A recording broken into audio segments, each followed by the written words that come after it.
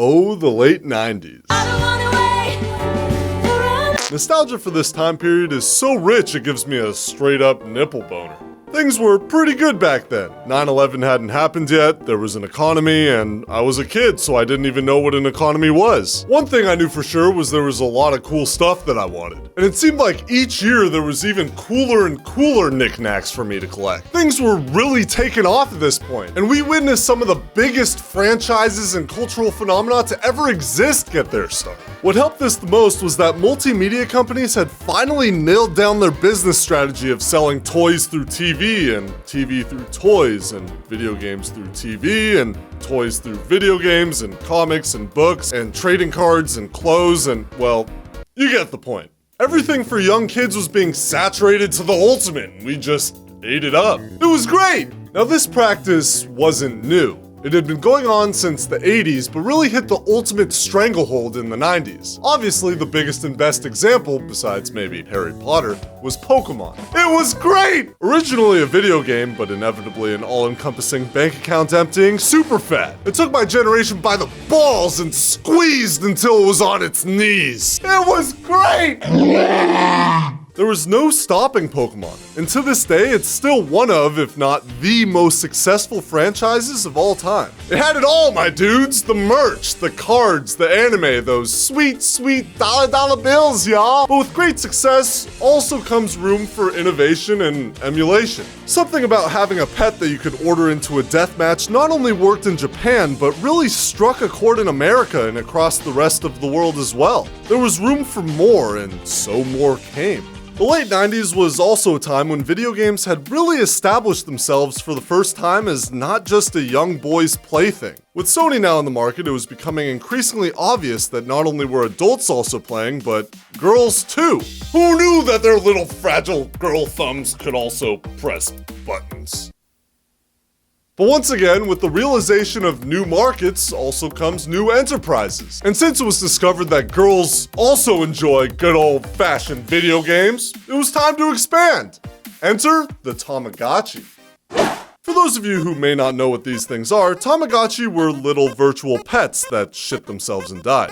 That was pretty much it. However, for a time they were one of the best-selling toys in the world and they were aimed specifically at young girls. But I didn't care, man. I had one of those because I was woke AF as a kid, crossing boundaries and stuff. Too cool for my time. Early on the cultural changes. A visionary. But there were a lot of little boys who simply couldn't sheath their fragile masculinity and enjoy a screaming, beeping egg that crapped itself in 8-bit pixels. So sad. Obviously, because Bandai, who made Tamagotchi, was making an assload of money, they wanted more. It was time to branch out to the boys. But how? Well, the answer was simple. Digimon. Yes, originally Digimon were little boys' versions of Tamagotchi. They were cooler and you could battle them too. They were pretty awesome little devices, and if you still have one, you can sell it on eBay for a ton of money, so maybe think about that. These devices caught on like wildfire and sold millions, more than enough for a second and even third run of the toys, so naturally Digimon needed a TV show too. In late 1999, Digimon dropped on Fox Kids, and playgrounds across the US lit up with kids fighting over which was better. Pokemon or Digimon? But why? Why even compare the two, really? And more importantly, which one was better? Well, that's what we're here to find out. Because under every stupid fad, there's a little nugget of truth. And this one just happens to be the truth of Pokemon versus Digimon. The real truth.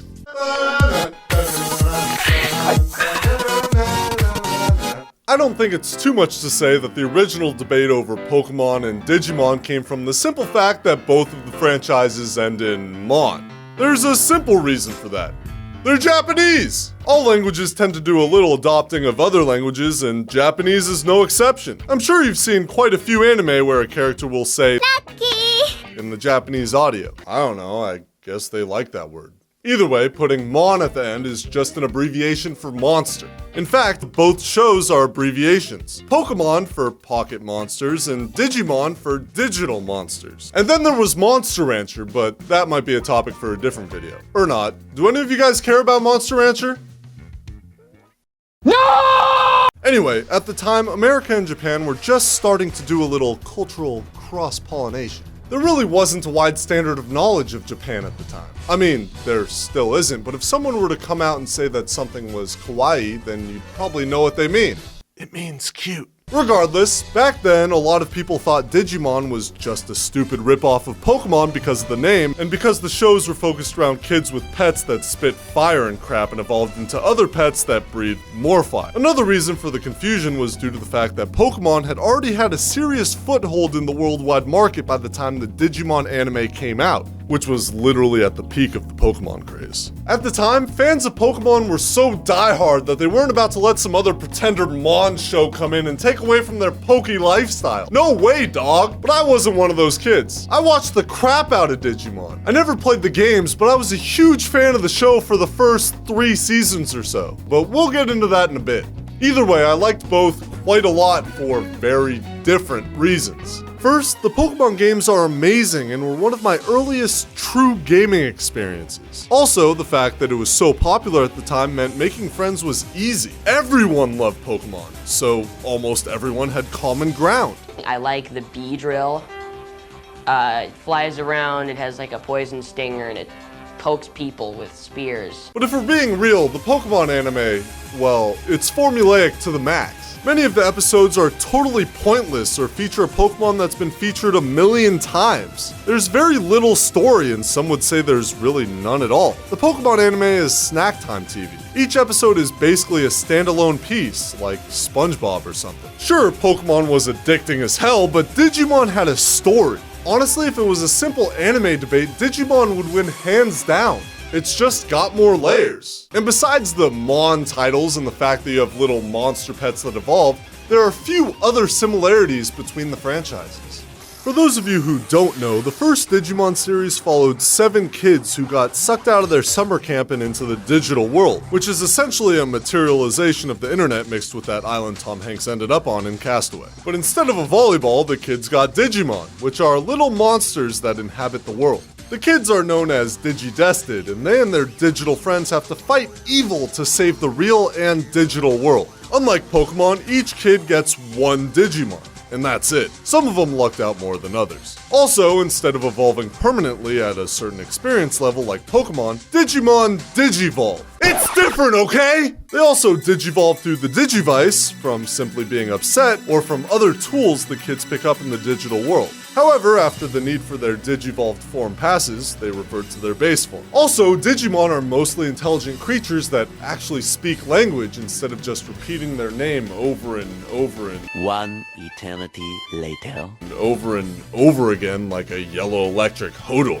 What makes Pokemon Pokemon are the themes behind it. Not necessarily the fact that there's little animals that have special powers. Pokemon is about living in a world with humans and Pokemon side by side. The game focuses primarily on catching them, training them, trading them, and battling them to win cash or gym battles or to defeat the Elite Four. But there's also breeding, research, travel, and adventure. It's just a part of life in the Pokemon world. Not only that, but you have options. There's Pokemon types. Team building is important, and then what you do with them is up to you. Digimon is literally nothing like that. Only the Digidested, at least in the first couple series, have Digimon, which only exist for the most part in the digital world. The digital world is a completely different place than the real world, although they are connected. The reason the Digidested have Digimon is simply to protect the balance between the two worlds. There's no collecting, there's no trading, there's no mastering, there's no being the best there ever was. It's simply a mission: save the world from evil.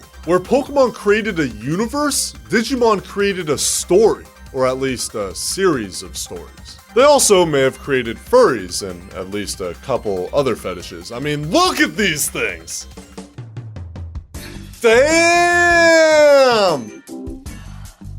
Damn!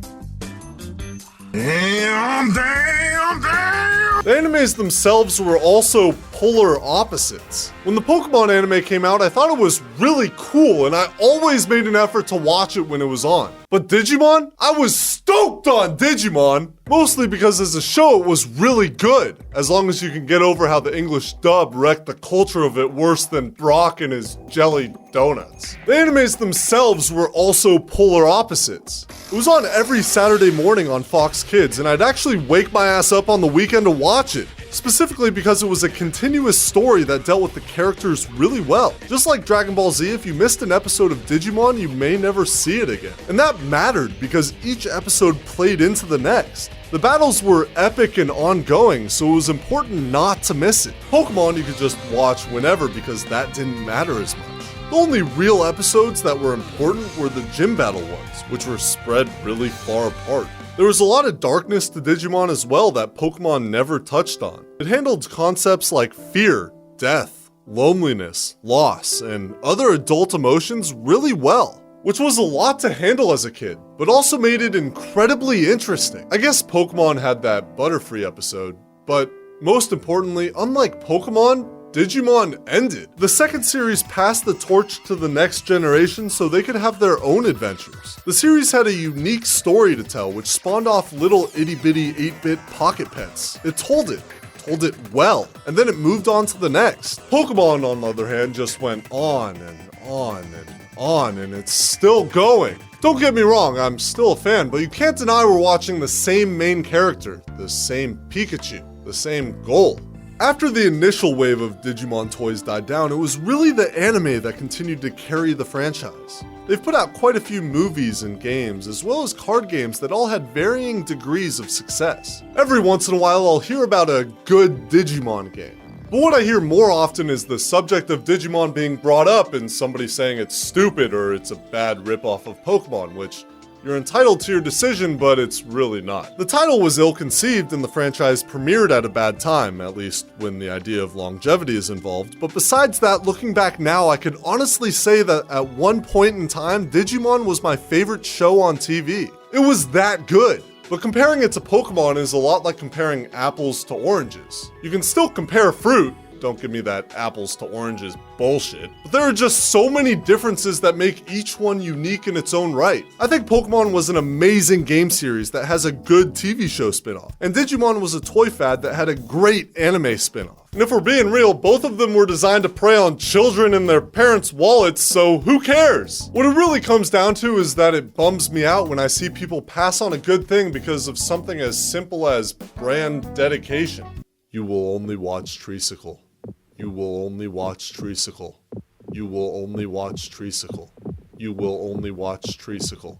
Or just out of plain ignorance. There's a lot of good things out there that you might be missing out on because you're just being stubborn or because you don't want to take the time to see if it was for you. Maybe there was a lot more we could have gotten out of Digimon, but it didn't happen because so many people decided it was a stupid franchise simply because it shared a couple similarities with a far more popular franchise. Do you know how many anime are similar? Do you know how dead anime would be if everyone thought like that? It's ridiculous! Simply put, Pokemon vs. Digimon is a moot argument. They're both children's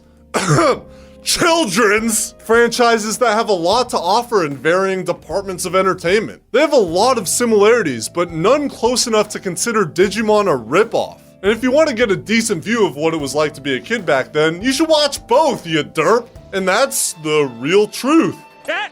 He said it! He said it! Hopefully this gave those of you 20 years on the fence the little push that you needed to go check out some of that Digi action. Obviously at this point the anime is dated as all hell, but there's still enjoyable points within it. And for those of you who've heard of this controversy, I hope this gave you a little historical perspective on some playground baloney that just never died. Either way, I'm Ryan, and if you like this video, you should check out some of my other shows here on Treesicle. I tend to cover topics that are a little farther outside the box, so there's definitely something that you'll like. But for now, thanks for watching everyone, and I'll see y'all next time. Toodle toodle toodle toodle toodle toodle toodle toodle toodle toodle toodle. Hello, this is the editor, Monica. When I saw this, Sweet dollar bills, y'all. I could not let it go. So, without further ado, I would like to introduce Ryan's musical debut, Dalla Dalla, on Treesicle, the best channel ever. Power to the proletariat. Dollar bill, y'all. Dollar bill, dollar bill. Dollar bill, y'all. Dollar bill. Dog.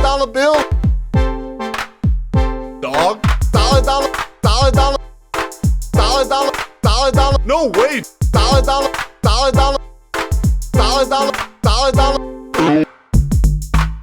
Dog. No, wait. Dog. No, wait. Dollar bill. Dollar bill. I don't know. Dollar bill. Dollar bill. No, wait. Dollar bill. Yeah. Dollar bill. Japanese. I don't know. Japanese. I mean, Hawaii. Dollar bill. Dollar bill. Dollar bill. Y'all. Dollar bill. Dollar bill.